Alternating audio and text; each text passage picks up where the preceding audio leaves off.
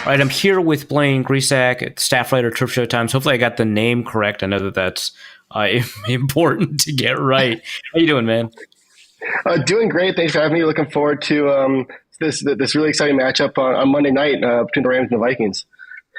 Absolutely. So for listeners, I don't know if James put this in the intro when he records stuff, but we've got no mailbag today. We don't have a larger show with James. It sounded like James got a little bit sick. I know there's a bunch of stuff going around, so that's what happened. But really happy to have a Rams expert on the show. First, obviously, we're going to talk about kind of like the big picture stuff and then dive into the nitty gritty. Everyone's been kind of paying attention to both inside of football, outside of football, the fires in LA, Eaton Fire, Palisades Fire. I know that at one point, I don't know if that's still the case, the practice facility that the Rams use might have been pretty close to where one of the fires was burning. I know that Inglewood is not necessarily that close. LA is a very, very large municipality, even seems like the wrong word, metropolitan area, I guess. So it's kind of difficult to gauge on the situation. Can you let us know kind of what's happening as of 2 p.m. Central Thursday? Yeah, so Woodland Hills is kind of over. The new practice facility that they just opened up this year is kind of in that Palisades area. Like you said, it is closer than over in Inglewood where the stadium's at. They did not practice yesterday. They as of right now, they are supposed to be practicing over there today, and I haven't seen anything differently. And then I'm sure people have seen too that there are considerations too from the NFL to potentially move that game to Arizona if needed. And right now, I don't think that's necessarily likely, and more so just like your standard contingency plan. And I think kind of just like the big thing there, I think is Inglewood is more kind of in the metropolitan area part of LA, whereas like Woodland Hills is more kind of in where like there's a lot of forestation and stuff like that. So not necessarily, I guess, in danger of the stadium catching on fire and whatnot, but I think it's just more so kind of air quality and just kind of where the community's at on Monday. Okay. So unlikely to happen, but, from a football perspective, these things can have an impact anyway. Is there an impact, you think, from having, that disrupted practice? Sounds like you mentioned that they held practice today as per usual, but yesterday they didn't. Do we have kind of like a sense of how that might impact things as they prepare for the game? I think in this sort of situation, I think this is what kind of helps to have an experienced coach like Sean McVay, where no matter what, even if they maybe aren't able to practice at their full, I guess, practice how they would like, I think Sean McVay is going to get his team as prepared as possible, even if it's just kind of more so in the meeting rooms than necessarily on the field. So yeah, I think. It's tough to gauge where that's at right now with them not actually holding practice just yet. Yeah, fair enough. And in the sounds like now unlikely event that they hold the game in Arizona, how would that impact things, do you think? I think that just kind of would impact it from a playoff atmosphere perspective. I think when you think of the playoffs, you think of those great playoff crowds, the playoff atmospheres. And SoFi Stadium is. I've been there a couple times, and it's one of the, I think. It just screams big game, and this game's on Monday night on Super Wild Card weekend. It doesn't really get much bigger than that for the opening weekend of playoff football. So I think just from a playoff atmosphere perspective, it would certainly impact things. I think you would still get Rams fans traveling down to Arizona. Just when the Rams travel to Phoenix for their yearly matchup with the Cardinals, there tends to be a pretty heavy Rams crowd that does travel. So I think that would still be the case. But I don't think you would get the same playoff atmosphere that you get if that game is held at SoFi. Yeah, that makes sense. Obviously that would probably advantage the Vikings a little bit, but that's kind of not how you want it to play out. I think that there's like a lot of value in just kind of having everything work out like it's supposed to. So with that in mind, obviously these teams have already played each other. The Vikings have had a lot of success this year. One of the two teams that they did not have success against, they happen to be playing in the playoffs, Los Angeles Rams. What were the keys to the Rams' victory over the Vikings in Week 8? Yeah, I think it was for starters just kind of getting off to a fast start, which hasn't been the case this year for the Rams. They scored a touchdown on their opening two drives, and the Rams have been held without a first quarter touchdown in 13 games this year. So fast starts haven't necessarily been their MO. I think the only team ahead of them in first quarter points this year per game, I think is the only team they're ahead of. I think is the Carolina Panthers. So I think if they can get off to a fast start in this game, that kind of sets the tone and gets them off to a good start. And then at that point in the year too, the Rams were kind of really having a lot of offensive line injuries and such, and that was one of their healthier games. And I think the offensive line only gave up 8 pressures in that game. They allowed 0 sacks. So keeping Matthew Stafford upright against a Brian Flores defense that is going to bring the heat, I think was really big in that game. And then again, I'm going to bring up Sean McVay again. He really got deep in his bag in that Week 8 game against the Vikings. You saw a lot of 12 personnel, a lot of smoke and mirrors type stuff, and I think that he threw a lot at Flores and the Vikings defense that maybe they weren't expecting. And then I think you look at the second half of that game, and Jared Verse absolutely took over that second half after Christian Darrisaw went out.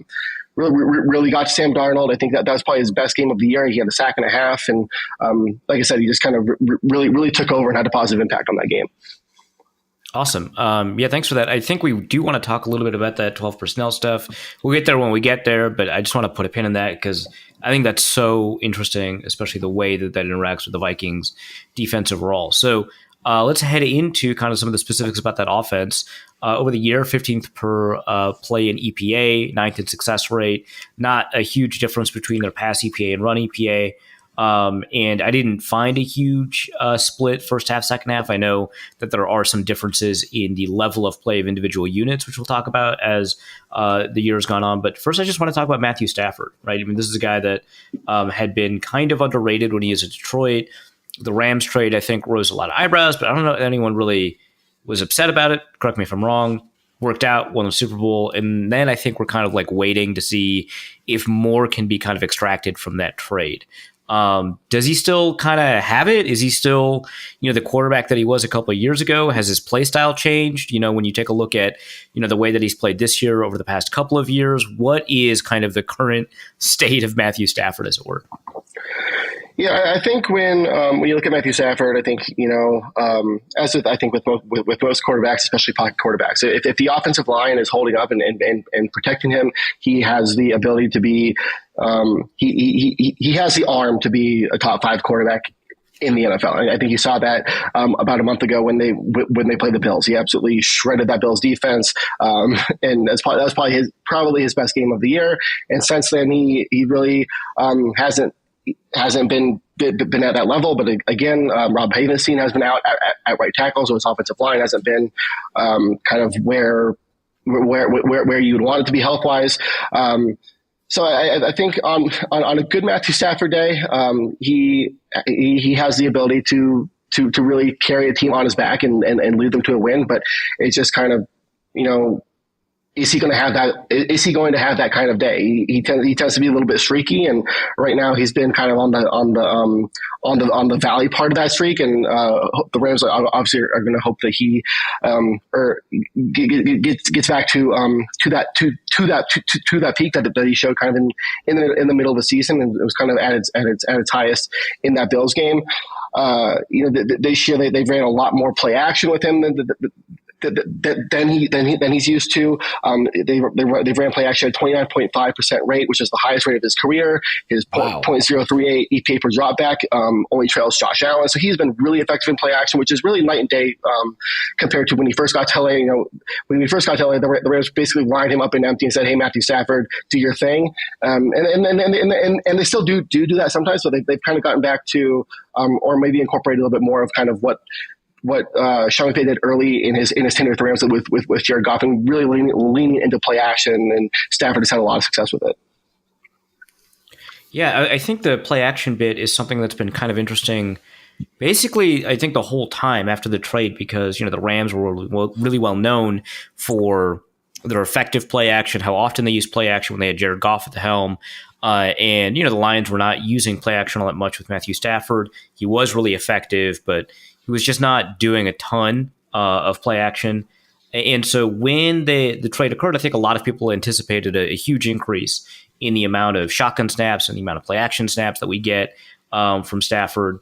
And that didn't really happen. We didn't see a ton of play action. We saw, a bunch of other things happen, right? A lot of motion. They continued at the time with a lot of 11 personnel. But it seems like we're kind of back at that area where, we wanted to kind of, I don't know if wanted is the right word, but we were kind of expecting him to see. Do you think that that's something that is a necessity at this point, given the state of the offensive line, given kind of everything that's occurring in LA, or is that something that maybe they should have always done and are now kind of just dipping into? I think a lot of fans would have liked to see them maybe incorporate it more early on. I think right now, like you said, I think it is a little bit of a necessity with the offensive line. Obviously, play action helps the offensive line a little bit. And then at the same time, I think it's just kind of where the NFL is going, I guess, currently, or where NFL offenses are going. You're still seeing a lot of these like spread offenses, obviously, but I think you're seeing a lot more of let's get under center, let's run the ball, and then run play action, and then run play action off of that in these heavier offensive personnel groupings, and so I think it's kind of a little bit of all that combined, I guess, for lack of a better phrase. Yeah, fair enough. And then in the last 4 games, I want to say Matthew Stafford has not been sacked. Low sack rate in the back half of the season just generally. We've already referenced, we'll talk about the offensive line in just a little bit more detail, but we've already referenced, some of the issues of the offensive line. And the time to throw for Stafford hasn't changed over these past couple of games. It's met his, season-long average. So I'm kind of curious, is this a product of maybe they're going up against poor pass rushes? Is this a product of, they're moving the pocket a little bit more? Like you mentioned, this play action stuff. Why is it that we haven't seen him kind of basically just hit the turf? I think one of the more underrated aspects of Matthew Stafford's game is his pocket movement. And for being, what is he now? I think 36 years old now. His pocket movement is actually incredible. And so, I think a lot of it is just him avoiding incoming pass rushers and being able to get the ball out. That's awesome. Well, let's talk about that offensive line. So I was under the assumption for whatever reason that Joe Newbom didn't play against the Vikings. He did when I checked. But the offensive line has changed throughout the year. We've mentioned it a couple of times. But the only difference, it seems like, between who might be playing for the Rams this week and who played against the Vikings in Week 18 is just Didi Chigard versus Steve Avila. Forgive me if I pronounced either of those names wrong. Is that enough to kind of, I don't know about change, kind of, because obviously the Rams ended up winning the game, but is that like an upgrade, or what are your concerns about the offensive line? Reference, who you think is going to start, how good you think they are, all of that, but just kind of give me a rundown on this group. Yeah, so at left tackle, they'll have Alaric Jackson, who is a very solid left tackle. He's not necessarily in the upper echelon left tackles, but he's solid. He gets the job done. He'll sometimes struggle against speed rushers, but for the most part, he gets it done on the left side, left guard. Steve Avila, he is definitely an upgrade over Justin Dedich.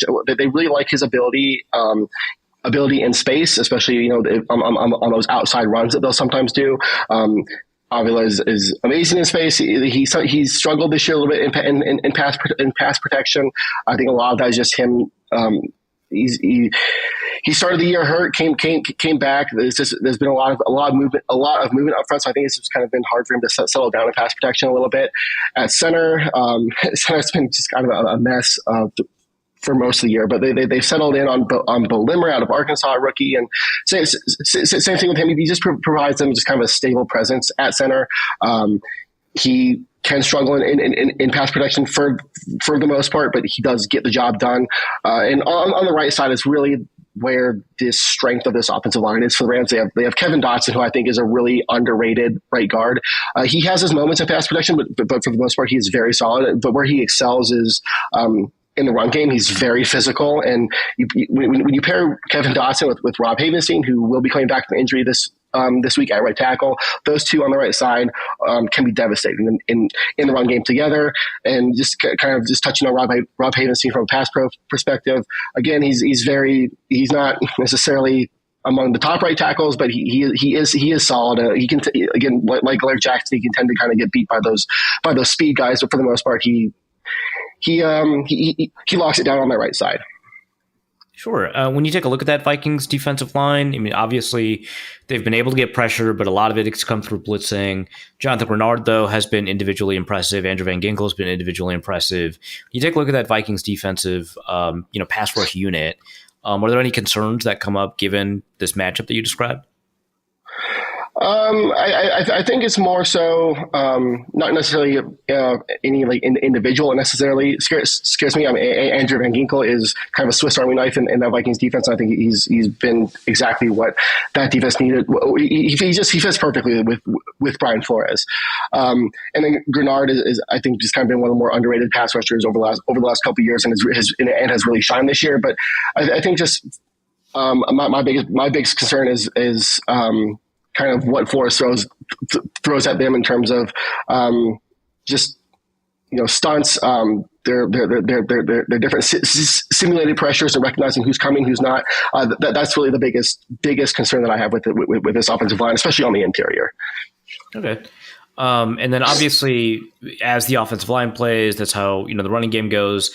I was admittedly pretty skeptical of Kyren Williams heading into the season. I hit a number of Blake Corum overs at the beginning that did not work out super well for me. Unrelated, of course, to Blake Corum's injury at the very end of the season. Just like always sucks to have an injury, but it just feels real bad for it to occur in the last game of the season. So I wanted to ask a little bit about A, what makes Kyren Williams so talented? B, even so, it seems like he's scoring a lot more touchdowns than that would warrant. And then C, does Blake Corum's injury actually impact anything for this game, do you think? Yeah, so I think what makes Kyren Williams just kind of so special in this particular offense is he has really good vision behind the line of scrimmage. So he's very good at recognizing the hole and hitting it. He's also very good at pass protection, which Sean McVay really values. His vision really helps him in short yardage situations. I think he's probably one of the better short yardage running backs in the NFL. And I love Kyren Williams. I absolutely love what he brings to the offense. But I've come off as a little bit of a Kyren Williams hater this year, just because he's that guy. He's going to get you a single, but that's all he's going to get you. He's going to get you that single and get you what's there, but he's not really going to add much more onto that. He has just a 1.9% explosive run rate this year, which is among the worst in the NFL. 0.13 missed tackles forced per attempt, which is among the worst in the NFL. 2.08 yards after contact per attempt, which among the worst in the NFL. So he's very good at getting you what's there and keeping the offense on track, which I think is something that Sean McVay really values. But as far as hitting that home run, getting you that double, that's just not who he is. Fair enough. And Blake Corum? Oh yeah, but Blake Corum. I think that I think that really impacts the offense if Kyren Williams were to go down. As you know, I guess. From betting the Blake Corum overs, he didn't really necessarily have a huge role in the offense this year. He was starting to carve out a little bit of a bit bigger role down the stretch. But I think in terms of if Kyren Williams were to get injured in this game, that's where you would see a really big drop off in the run game. Then if you were able just to swap Corum or swap Williams for Corum, because they kind of bring a similar skill set. That's why the Rams drafted Corum. And so yeah, if Williams were to get hurt, which he is susceptible to do, I think you would see a huge drop off. All right, and then obviously we want to talk about the wide receivers. The Vikings force opposing offenses to be kind of wide receiver dominant. The Rams don't need any particular help with this one. They've got Puka Nacua. Obviously, Cooper Kupp has been pretty successful for them over the past couple of years. But what's interesting to me is that the Rams kind of heralded a change a couple of years ago in the NFL to be kind of to bring in more three wide receiver sets, a lot of 11 personnel. That's what the Rams did. That was successful. And then just a few short years later, the Rams seemed to be a 12 personnel dominant team. And then, as you mentioned, against the Vikings, they put a particular emphasis on being a 12 personnel team. And so for listeners who are unfamiliar, that means one back, that's the 1 in 12, two tight ends, that's the 2 in 12. And that means you only get two receivers out there. And that feels pretty un-McVay-ish, although maybe that just means that we've got a pretty poor understanding of what it means to be McVay-ish. So can you tell me a little bit about that change where they're emphasizing that a little bit more? Yeah, I think you really saw that shift at the beginning of the season, especially when they were without Puka Nacua and Cooper Kupp to start the year. Both missed time kind of during the same stretch. So they really and then you also have the offensive line injury. So they really utilized two tight ends because they didn't necessarily have the wide receivers to run 11 personnel at the rate that they normally would, and then having that extra tight end in there also helped them in pass protection a little bit. It is really kind of I think curious because in that Vikings game that they, like you said, they were very heavy in 12 personnel, but I think I have the numbers here. Stafford had 6 passes out of 12 back in week 8. He only has 10 pass attempts out of 12 personnel since. Kyron Williams had 13 carries out of 12 back in week 8. He only has 11 carries out of 12 personnel since. So there's still. So I'm getting a particular sample here. It's crazy. Yeah. It's night and day. And so I don't know if that was game plan specific or if they were just kind of coming. The Vikings game was really that first game that they were really kind of healthy. So maybe it was just kind of a transition game per se. But yeah, they're still very 11 personnel heavy. They run out at an 81.3% rate, which I think is only behind the Atlanta Falcons. So I am just interested to see if they bring it back this week, but no guarantees, I guess. Yeah, no, for sure.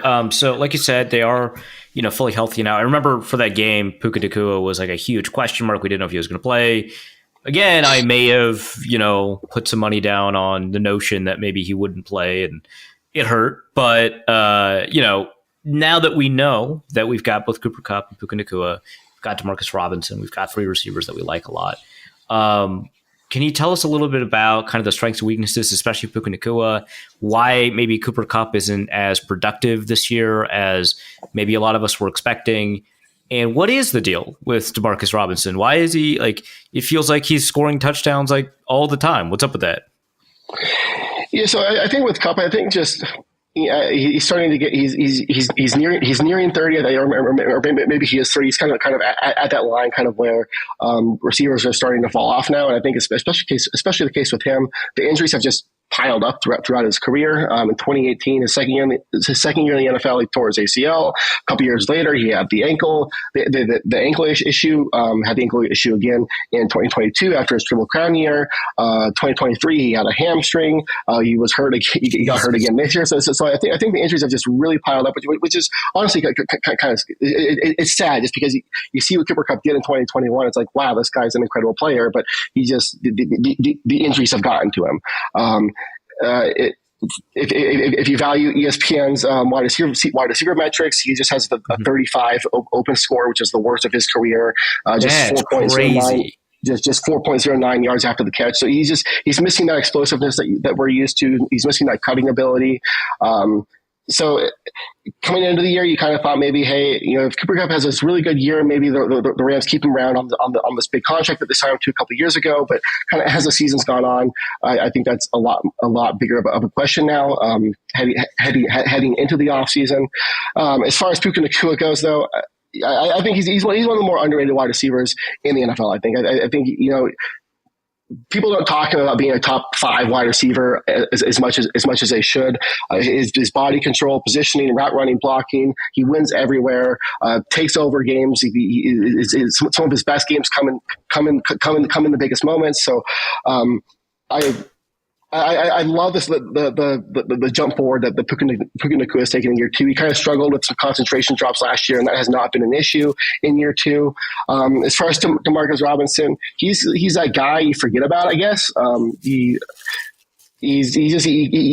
comes open in the red zone. He comes open on third down when defenses are maybe focusing in on Kupp and Nacua a little bit more. But he's just, like I said, he's that guy that just gets open, and when defenses kind of just forget he's there. Yeah, there's a highlight going around. I'll see if I can put it in the show notes after, if I remember, of a bunch of crazy catches from Puka Nacua that I think demonstrated, you mentioned the body control, demonstrated the outstanding, body control that he has. And it's really fun to watch. Also some really good route running too. Really outstanding player. When we take a look at the Vikings offense, we see a bunch of zone coverage with blitzes in front of it until the last couple of weeks, where it's been a bunch of man coverage. It surprised a lot of teams. Green Bay was was really shocked that the Vikings ran a bunch of man coverage in front of their blitzes, which, obviously for most teams is a fairly typical approach to blitzing. But the Rams eat man coverage alive. So I'm really curious what you think about kind of the way these receivers match up against, a scheme that's typically zone, but might, choose to implement more man coverage. What do you think? I think they can struggle against man a little bit. If the Vikings play that sticky man coverage that the Lions played last week against the Vikings, that's the type of man coverage that the Rams really struggle against, because their wide receivers can struggle to create their own separation a little bit. But yeah, if that's an added twist that the Vikings have rolled in the last couple of weeks, that'll be interesting for sure. Sure. And then we mentioned 12 personnel a lot, but we don't actually talk about the Rams tight ends that much. Just generally, globally as a conversation about the Rams. Can you tell me a little bit about this tight end group? Yeah, in the show notes you wrote, "Are they real?" And I put no. Yeah. It is odd because they invested in Colby Parkinson in free agency, and I think he has one touchdown on the year and really has been non-existent in the offense. Tyler Higbee's been back less than a month and has 2 touchdowns, which already leads all tight ends on the Rams. So I do think they miss Tyler Higbee a lot over the first 3 quarters of the season, as he was kind of coming back from that ACL that he suffered in the wild card game last year. He's gotten involved in the offense a lot over the couple weeks, especially in the red zone. So if there is a tight end to kind of keep an eye on in this game, it is Tyler Higbee. Okay. So I think that leads us to the defense. So I mentioned when I talked about the offense that there was no real split kind of worth paying attention to first half, second half. For the defense, there seems to be. So the defense in the first half of the season seemed to be pretty dramatically bad. 28th in pass EPA, 20th in run EPA. But the second half of the season, 19th in EPA per play, 21st in success rate. So no major difference between that. So nothing about consistent gains or explosiveness that stands out there. 19th in pass EPA and 11th in run EPA. Now, obviously, these are not outstanding marks, but certainly much better than near the bottom of the league in some of these marks. And so that would, to me, suggest that there's been a little bit of a change. Is that something that you've noticed? Is this maybe the second half of the schedule was a little bit easier in terms of offenses? Maybe a lot of these young players, which there's a ton of young players in this defense, maybe some of these young players have developed, maybe some players return from injury, or does it seem not that noticeable to you? No, it's definitely been noticeable. I think from week 7 to 17, they've been 10th in EPA in defense EPA. They've gotten a lot better in the red zone. I think they're 5th in red zone defense this year, and I think it's just kind of a combination of things where. You have Chris Shula coming in this year, and he's a first-time defensive coordinator. It's first time calling plays and implementing the system.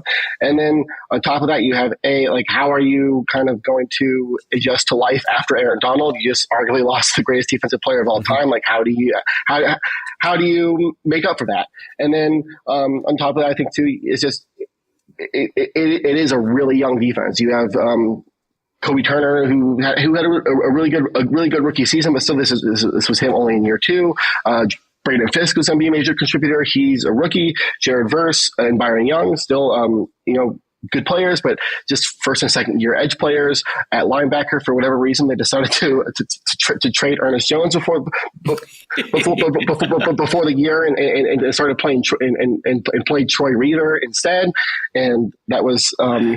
That was a questionable decision to say the least. But over the second half of the year, they've had Omar Spates come in, who was an undrafted free agent. He's been playing really well. Christian Roseboom, I think, has gotten more comfortable at linebacker as well. Jared Verse really kind of. His play style was just kind of reckless, I guess, the first kind of 6 games or so, and kind of as he's gotten as he's played more, the game slowed down for him a little bit. He's kind of brought that in. He's playing more within himself, I guess. And then same thing for Braden Fisk. And we'll get to secondary stuff and stuff later. But I think that group's just kind of come together as well. That's good. Yeah, I mean, Kobe Turner, I think, was playing at a defensive rookie of the year level, I guess last year is maybe the best way to put it. I understand why, like, I think Jalen Carter's the one who won it. I understand why that would happen, but man, Kobe Turner was really outstanding last year. So I just kind of want to know if he's still playing at that kind of level, or if that was a product of, hey, we don't have Aaron Donald. Let's isolate him as much as possible, see if we can get Kobe Turner going. And then you don't really have that, as much this year. And so he doesn't seem to stand out the same way. So I don't know. Is he playing at the level that he was at last year? Because that was some really good stuff.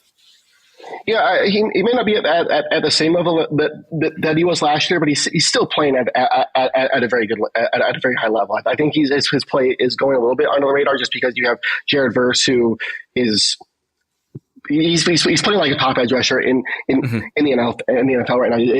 His sacks might not be there, but his pressure and impact is certainly there. And then you have Braden Fisk there as well. So you have these shiny new toys, these shiny rookies that I think people are focused on. But Kobe Turner is kind of still there under the radar. He had a 33.3 true pressure rate this season, so he's still right up there. He's just I think being overshadowed a little bit by the new flashy toys, I guess. Sure, no, for sure. And it seems like there's a little bit more, and correct me if I'm wrong, the Rams don't seem to blitz all that often, right? And so it seems like there's just a lot more on the plates of these young defensive linemen than maybe you'd typically expect in defensive lines across the league, at least in pass rush. Is that the case? Yeah, the Rams expect a lot of their they expect a lot of their young defensive linemen. They expect to get there with 4 because they do blitz but like you said, it's not at a high rate by any means. So it's important for them to get there with 4 because on the back end that I don't want to say they don't have talent, but they don't necessarily have players that are going to lock down opposing wide receivers by any means. So if you can drop 7, put more guys back there, and still get to the quarterback, that obviously helps your defense out. And this young defensive line has done a great job. They're one of 3 teams in the NFL with 4 guys that have 40 or more pressures between Byron Young, Kobe, Jared Verse, and Fisk. So yeah, or Fisk and Turner. So they have guys that know how to get to the quarterback and have an impact. Awesome. Can you tell me? I mean, you already mentioned Omar Speights really quickly. You mentioned Troy Reeder, who is on IR right now. Technically a former Viking. He was here for, I believe, a year as a special teams guy. And then Christian Roseboom, who I've seen the broadcast highlight him a couple of times, but I'm just like not familiar with the strengths and weaknesses of these players. They're primarily like run stuffers, all-around guys, coverage guys, blitzers. Can you tell me just a tiny bit before we get to the secondary group? Yeah, so for Speights, he's been awesome since that first start against the Vikings. He has knows the ball, knows how to kind of make his way through traffic. I think the strength of these two is definitely in the run game. They're both kind of a see ball, get ball. They have, like I said, Speights has knows the ball. Rosewood's kind of the same way. Speights is still kind of developing in coverage a little bit. He can kind of get lost in space a little bit. Roseboom, same thing. His strength is definitely in the run game. I think he's a little better in coverage than Speights is, but I think that's a matchup that the Vikings should be able to exploit a little bit with Hawkinson, who didn't play in that first matchup. Mm-hmm. And then the secondary, I thought that they made a couple of good moves here, and it doesn't seem like I was right about that. So I really like Darius Williams. He had a season and a half, I want to say, in Jacksonville that was, pretty good.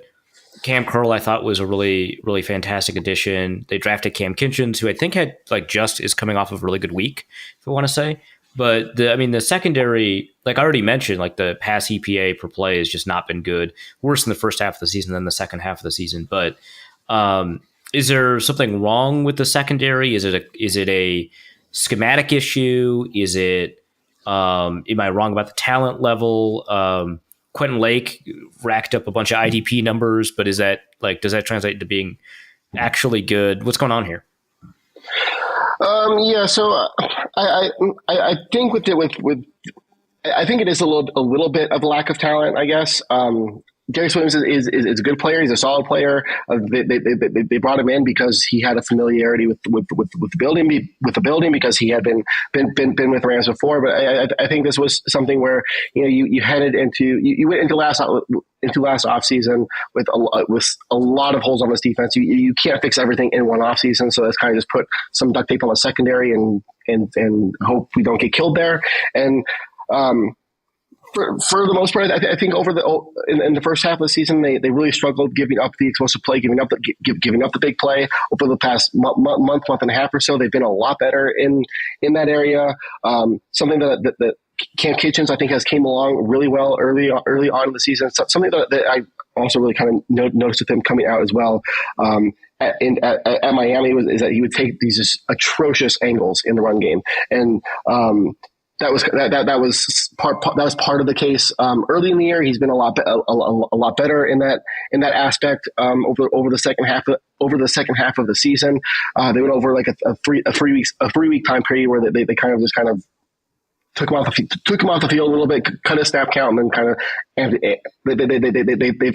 amped it up here over the last two months or so. So Kitchens has kind of came along really well. And something that I do love that they do is just how creative Chris Shula does get on the back end. They don't necessarily have the depth at cornerback, so they play a lot of base and a lot of dime, and in those dime packages they'll play a lot of 3 and 4 safety looks where they'll have Lake in the slot, Curl, Jalen McCullough, an undrafted free agent who's played really well, and Kitchens all on the field at the same time. So, and that's just something that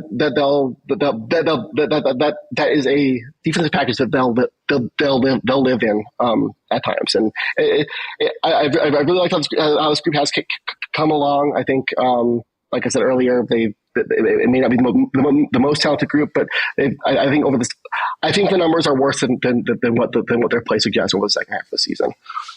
Fair enough. Justin Jefferson, how do you handle a problem like that? I think you just try to. Justin Jefferson is going to get his. I think you kind of try to do what Detroit did last week and double him and let T.J. Hawkinson and Jordan Addison beat you. Like I said, Justin Jefferson is still going to get his, but if you can limit those big plays, limit those explosives, I think you put yourself in a good spot. Cool. And then special teams, anything notable here? Sometimes, I bring guests in, they've got like a bunch to say about special teams. Sometimes they loathe the idea of even talking about special teams. So it's completely up to you if you want to talk anything about like the punter, the kicker, the return game, whatever. I have watched too much kicker film this year to not talk about special teams. Let's go. Yeah, no. So I think this is going to be the story of rookie kickers a little bit. I mean, Josh Carty has been solid over the last month. He just won the NFC Special Teams Player of the Week, but he went through a stretch in the middle half in the middle section of the year where he was struggling to make extra points. He seemed to be missing a kick per game. And I know Will Reichard he started the year off really hot and has kind of been going through a rough stretch himself. So I think this could be, how do the rookie kickers hold up under the bright lights of Monday Night Football in prime time in the playoffs? So which kicker handles that pressure? And then as far as the punt game, Ethan Evans has had a really good second season for the Rams. Jordan Whittington as a kick returner, he had a pretty nice kick return last week against the Seahawks, and can be a threat in that area. And then Xavier Smith, also a little bit of a threat as a punt returner. The Rams special teams hasn't necessarily been good over the last couple of years under Sean McVay, but I think they've under Chase Blackburn this year they've shown some potential. All right, fair enough. I mean, the Rams special teams unit used to be like really special, so it must be kind of like difficult to transition away from that to have like a pretty good one.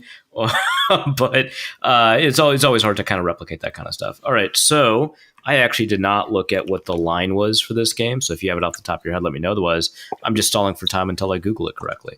I think it was -1. I think Rams last time I checked, but it's been shifting quite a bit. Yeah, it must have, because now it's at -1.5 Vikings, although that might include some of the uncertainty about, where they'll play and stuff like that. So we'll see. But that, whatever that means, it means it's a close game, right? That's the more important part. How do you see this playing out? You don't have to give a score prediction, although I like to force people into one. But like, what are your thoughts on just kind of who's going to come out on top? So I think I do think it's going to be a really close game. I'm interested to see kind of how Sam Darnold plays in his first playoff action as a starting quarterback, crazy. And he's had a really good year. But kind of how does he perform in the playoffs, which can be a bit of a different beast. I do think having Blake Cashman and TJ Hawkins back really changes a lot for the Vikings, especially Blake Cashman. I think in that first game, Flores used, I think, just he really. When you watch that Vikings defense, especially on early downs, they like to bring a lot of 5-man pressures, so the offenses are starting immediately behind the sticks, and you're essentially killing drives right off the bat and early. And so not having Blake Cashman, who's I think been one of the better blue team linebackers this year, I think really affected how Flores was able to approach that. So I am interested to see kind of how Flores uses Cashman, how the Rams adjust to that, and I think Kyren Williams' ability in pass protection is really key there. And then the Rams have struggled all year really to stop tight ends, and so I think having Hawkins back, and he seems to be comfortable and playing well, so that could be big as well. If I have to make a prediction, I might go Rams by 3. I think I might go Rams 30, Vikings 27. A relatively high scoring game. All right, man. Thanks for coming on. Where can people find you? What do you have to plug? Yes, you can find all my work over on turfshowtimes.com. I have a lot of good stuff coming up this week, or on the site this week, and move this big playoff matchup we just got them talking about. And you can follow me on Twitter at @BGrisak_TST. So fantastic, man. Thanks so much. Yeah, thanks for having me on. I appreciate it. Norse Code is the largest and only division of Norse Code LLC. You can find Norse Code on the Daily Norseman, SB Nation's Vikings blog at dailynorseman.com. You can also find it on iTunes, Apple Podcasts, Stitcher, Spotify, Google Play, and wherever fine podcasts are aggregated. Our Vikings blogger extraordinaire and generally useful human is Arif of and he can be found on Twitter at ArifNFL. I'm your producer and host, and my name is James Pagashnik. You can find me at the show's official Twitter feed at NorseCodeDN or at my personal account at BigMono. If you'd like to donate a few bucks to the show, you can do so in a couple of different ways. You can go to patreon.com/NorseCode and donate there. For $3.50 a month, you get bonus material and more. You can also go to paypal.me/NorseCode for a one-time donation, or you can go to norsecode.threadless.com and pick up some Norse Code merch. Any questions or comments that cannot fit in a tweet can be sent to norsecodepodcast@gmail.com. On behalf of the Norse Code staff, we thank you so much for listening. Our formula is this. All things are possible through the power of Ben DiNucci.